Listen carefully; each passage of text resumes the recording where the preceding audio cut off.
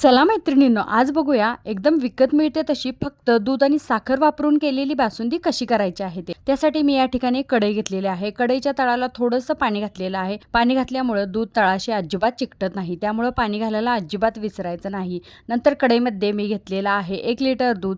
दूध 20 ते 25 मिनिटं चांगलं आटवून घेतलेलं आहे। दूध आटल्यानंतर आपण साखर तशी सुद्धा टाकू शकतो, पण मी या ठिकाणी साखरेचं कॅरमल तयार करून घेतलेलं आहे। कॅरमल तयार केल्यामुळे बासुंदीला रंगही अगदी विकतच्या बासुंदीसारखा येतो आणि फ्लेवरही छान लागतो। नंतर हळूहळू करून यामध्ये ते कॅरमल मिक्स करायचं आहे। एकदम जर आपण कॅरमल घालायला गेलो तर दूध एकदम वरती येण्याची शक्यता असते, म्हणून कॅरमल घालताना हळूहळू करून घाला। नंतर कॅरमल दुधामध्ये विरघळल्यानंतर त्यामध्ये घालायचं आहे थोडंसं जायफळ आणि वेलची पूड।